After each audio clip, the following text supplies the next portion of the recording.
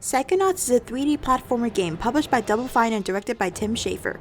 This was an underrated cult classic with the good old Xbox and PS2 days. And for good reason too. The characters were likable, the humor was solid. Great, well, I'm off to go kill myself.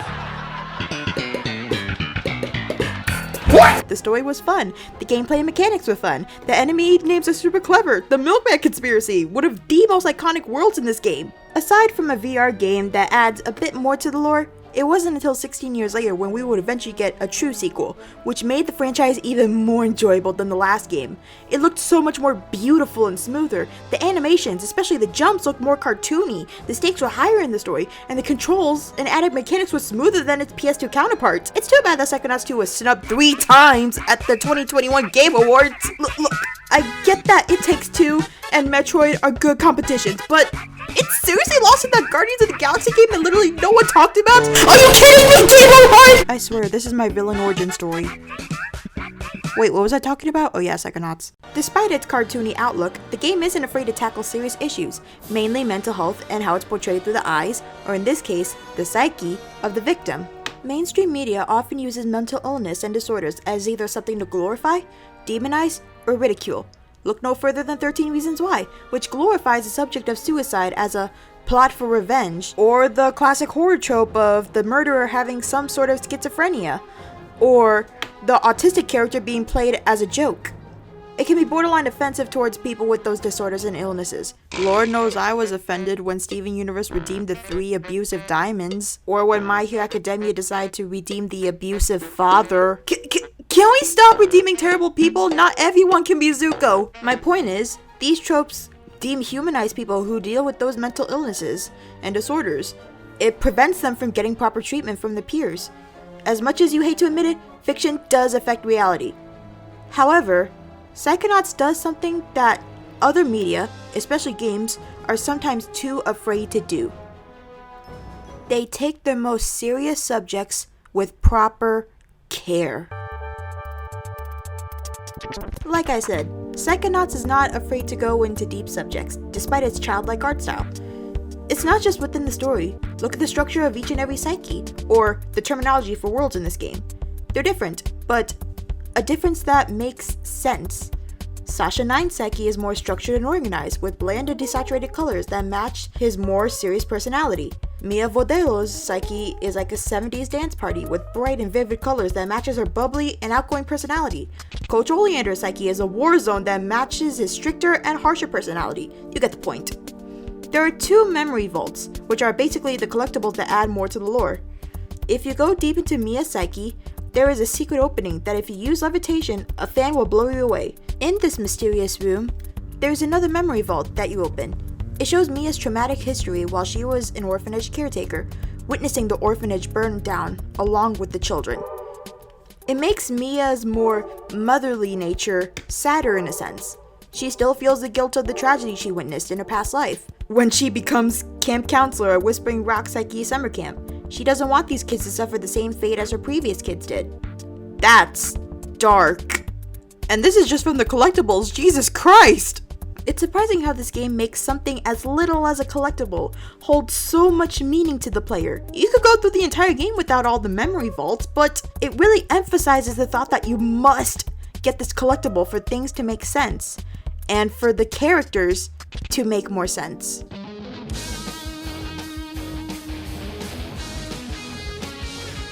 I'm not going to spoil anything big for all the Psychonauts games, because I truly believe it's an experience that people must go in completely blind. But I really need to talk about this level. I feel like Psychonauts 2 gets deeper with the mental health aspects than the previous game. This character's psyche really caught my attention. Compton Boole, the grandfather of one of the previous game characters, Dogen. We notice his behavior when Rasputin goes to his office to get a key to the bowling alley. He's closed off, isolated, nervous, and he talks about fearing exploding people. Sure, okay. At first, it's funny when he freaks out over Raz bringing him bees. When he goes into his psyche, however, we are thrust into a cooking show called Ram It Down, where the judges are all goats. Cute, but it's an odd choice. It's a reflection of how the Boole family has the natural ability to talk to animals. But it also alludes to the implications of Compton being comfortable talking to animals rather than people. Now, the structure of the world really tells us what Compton views of the world. It's a game show. What do we know about game shows? We must do challenges in front of millions of people, maybe even in front of the entire world while being televised. All eyes are on the contestant as they make their way through the challenges, and if they slip up, they are looked down on. We even see some of Compton's behavior when him and Raz much talk to the judges. At first, his movements are very stiff, and he looks away from the judges. He doesn't talk much, so Raz needs to fill in his words. However, after a couple of challenges, he starts to talk more with Raz's help. He becomes more confident. At this point, it's implied that Compton has social phobia, or in other words, severe anxiety. I'm in this game and I don't like it.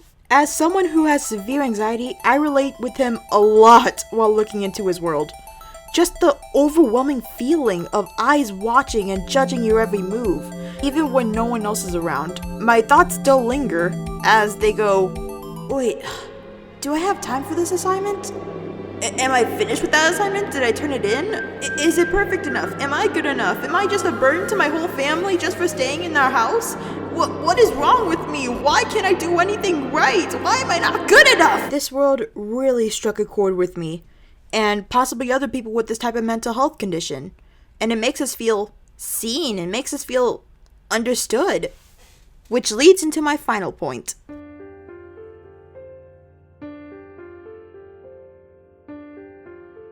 My final point, and the strongest point, that really tells us that Psychonauts cares about this subject, is how the problem is solved.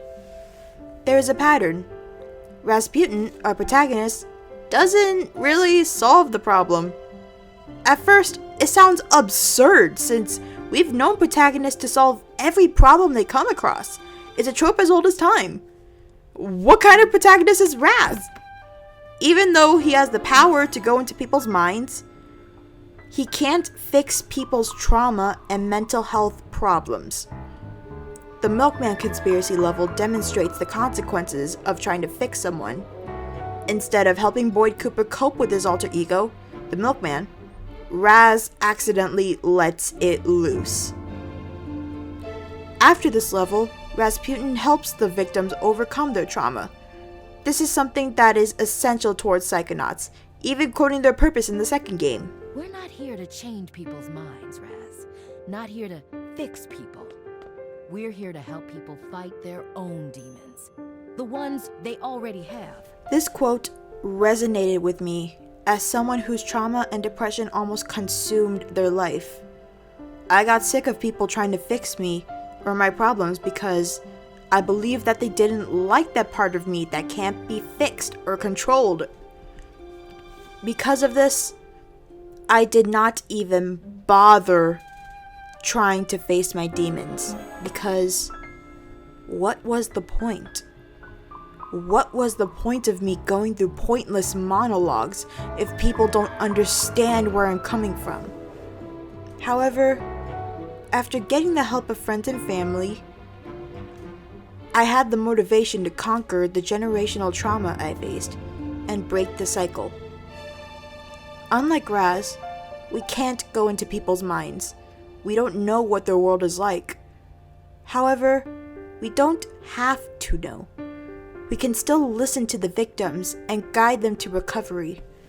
The process may be long, and it can take a lot of patience. But in the end, it's all worth it because this can help motivate the victims into ending their suffering. The painful memories can never be gone, but the emotional scars can still be healed. Psychonauts fully understand and demonstrate the lesson for people trying to help their loved ones. Other media relies on the characters to fix their mental problems, not to help the victims fix the mental problems for themselves. Psychonauts reassures people with mental disorders and illnesses that they are not alone, and it's never too late to heal the scars of their past.